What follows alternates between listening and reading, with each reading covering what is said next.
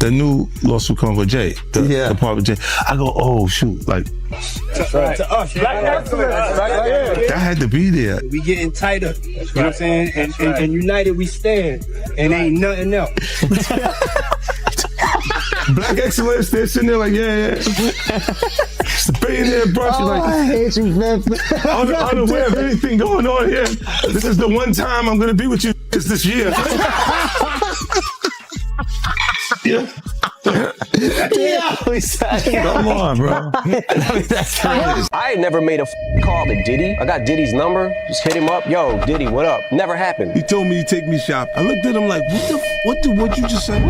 This is a tight one.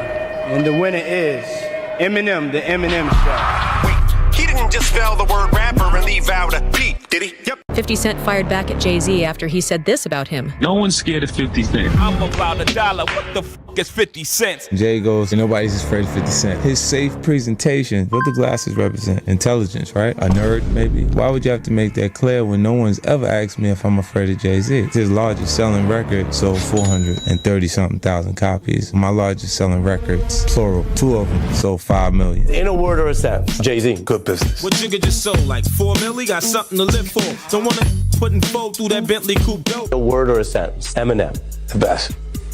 Lloyd Banks. Cool. Tony Yayo. That's my boy. Loyalty. 50 Cent, the rapper. Still got it, man. 50 Cent, the television producer. Just get going. Future. Oh, talent. Nas. The best. Jay-Z. Good business. They done took down Puff. They done took down all these other powerful black people. Jay-Z's like the lone standing powerful black man. You do the track wrestling on them. Jay is them people. But I know they went up to the feds one day and they took some paperwork up there to him. Let's be very clear. This is the email that DJ Vlad sent me, his producer sent me, asking me to appear on his podcast on YouTube just after the Cassie video was released on my birthday. But like, where's Jay at? He's mad quiet. Like while the Puffy thing was going on. But it's obvious now that his team was being made aware that he was in those allegations also. You know, so I hope it works out, because with his family, the things that go on internally is that those accusations are crazy. Man, that was 50 Cent. No one's scared of 50 Cent. I want everyone to be clear. No one's scared of 50 Cent. I think it was kind of taken out of context a little bit, but what do you think about it? I don't think it was taken out of context. No, I think the guy who was talking to him made him feel like a punk. You see what I'm saying? So he had to say, yo, nobody's scared of 50. Let's get this clear. Nobody is scared of 50. You know, but I'm not the issue. Him making you feel like a punk is the issue. At the end of the day, I look at it and people don't assess themselves. Even really intelligent people. Jay's a smart guy. You know what I'm saying? He'll analyze other people and other things that they're doing and not actually look at what's happening to him and his transition and difference.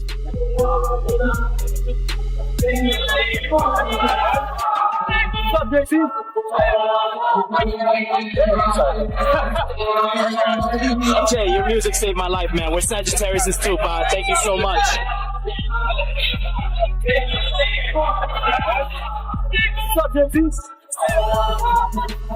For years, Jay-Z and Diddy were seen as untouchable giants. Two powerhouses ruling hip-hop connected through influence, ambition, and years of shared success. But according to signals repeatedly highlighted by 50 Cent, that partnership may have started to fracture the moment protecting oneself became more important than protecting an ally. This narrative goes far beyond music. It centers on influence, positioning, and what unfolds when authorities start slipping away. As scrutiny surrounding Diddy intensified, the response from the entertainment world was strikingly restrained. There were no passionate defenses, no public rallies of support, only a noticeable and carefully maintained silence. Industry watchers suggest that beneath that silence, private calculations were taking place where reputations, careers, and survival took priority over old loyalties. Within this version of events, Jay-Z appears to occupy a crucial position. Long circulating rumors suggest he chose caution over closeness, quietly maintaining distance, building safeguards, and strengthening his own standing while pressure continued to gather around Diddy. As the storm drew nearer, every move appeared increasingly deliberate and calculated.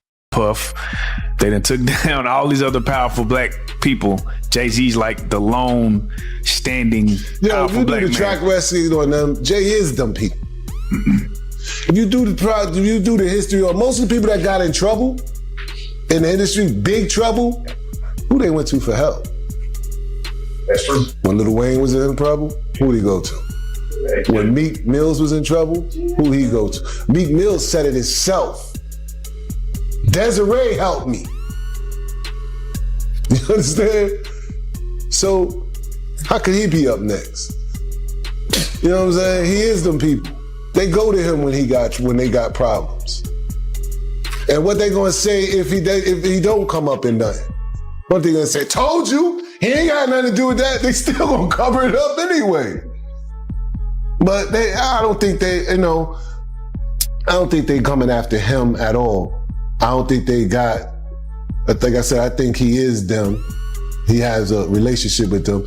You talking about a woman that had a relationship with the feds for 20-something years. For months, 50 Cent appeared to be suggesting that influential figures behind the scenes were holding on to information far more substantial than speculation. Not gossip, not media narratives, but material that could potentially reshape the conversation. Then, almost unexpectedly, he gathered enough content to help drive an entire Netflix documentary project.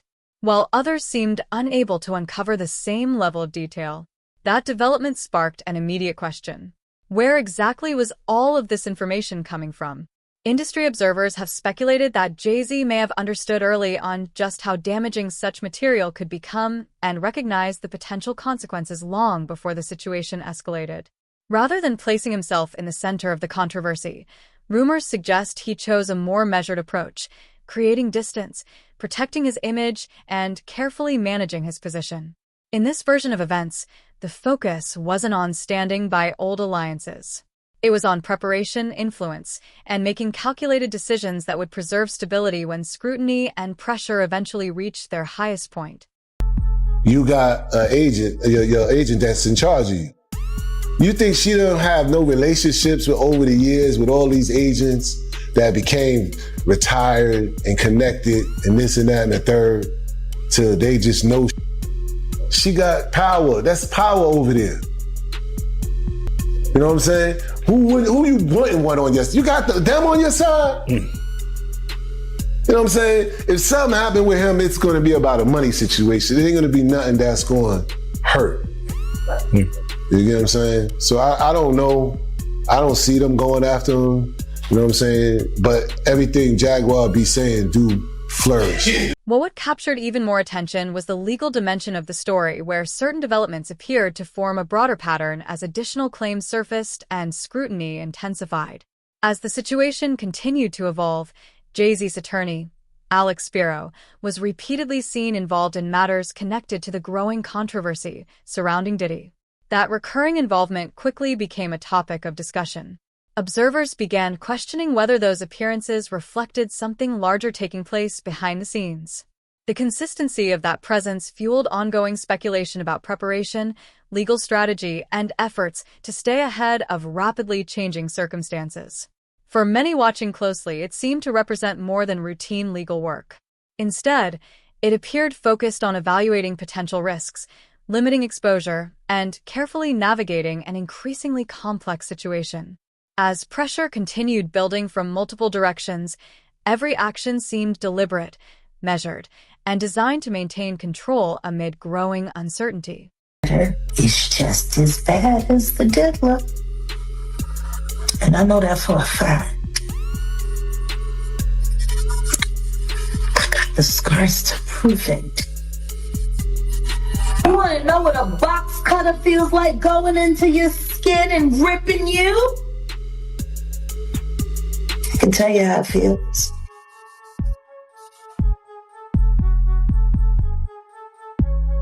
Y'all ain't seen shit yet. That Cassie shit, that's nothing.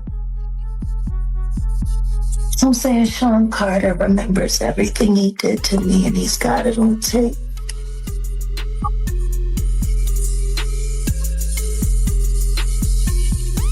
just like Diddy.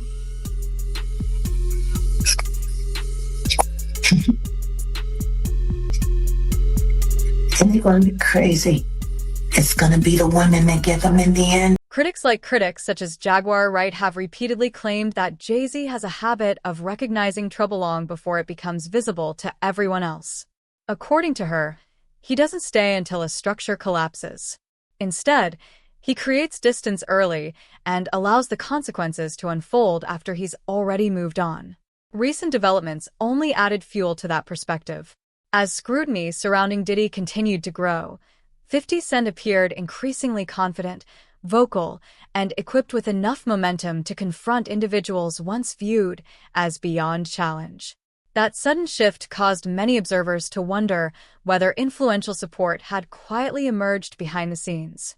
If Jay-Z was aware that sensitive information existed and believed it would eventually become public, then creating separation early and allowing events to progress on their own may have represented the most strategic path available. 50 Cent has never directly endorsed that theory, but he also hasn't completely shut it down. Instead, he has continued dropping hints suggesting that the deepest divisions may not have originated from outside opponents, but from trusted associates operating behind the scenes while maintaining appearances in public. That possibility has created discomfort across parts of the entertainment world. Because if these developments were driven by strategy rather than coincidence, the narrative changes from a simple downfall into a broader struggle for influence and control. When questioned about why she consistently connects Jay-Z to the discussion rather than portraying it as the story of one individual, Jaguar Wright offered a direct response. In her opinion, their histories, relationships, and trajectories were intertwined from the very beginning. Criminals. Diddy is a dealer, and so is Jay-Z. The proof is there.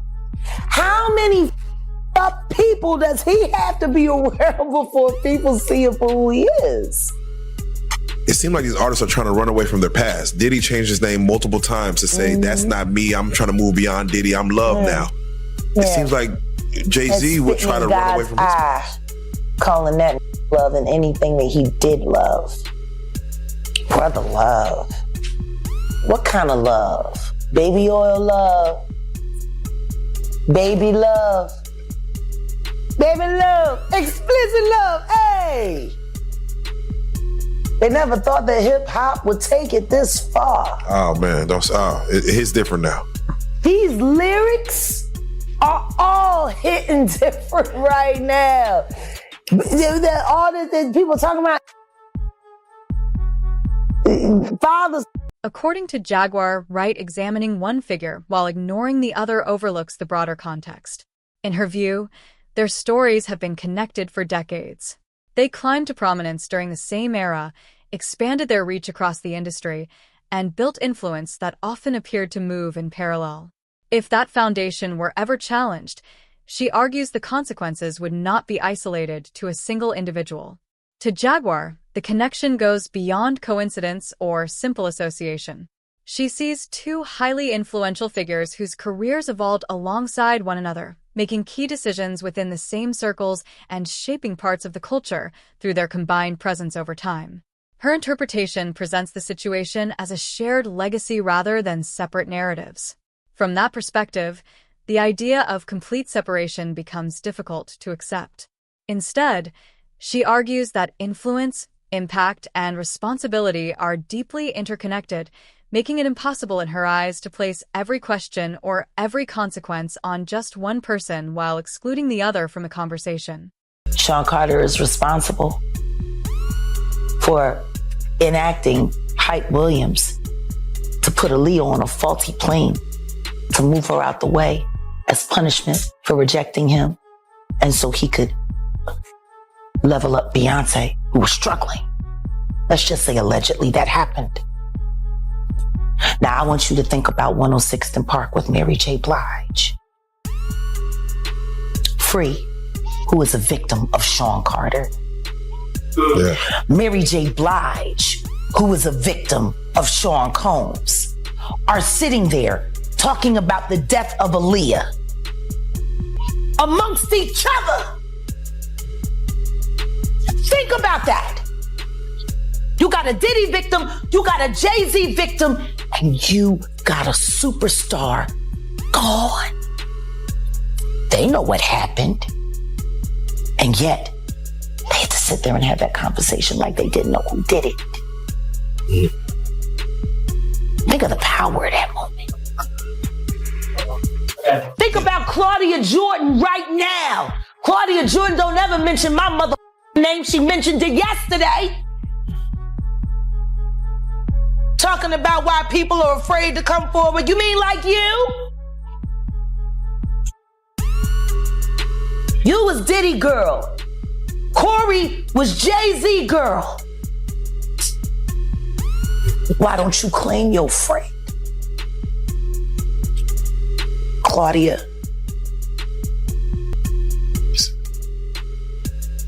So, Jack, when you say... When I say Corey, I'm talking about Kathy White. Oh, yeah. That's what I was about to ask. Jay-Z's pregnant mistress. Yeah. Who died of an imaginary aneurysm. Just like the woman who was best friends with Kim and Kimura, who wrote the book Bling and died as soon as it made the bestsellers list.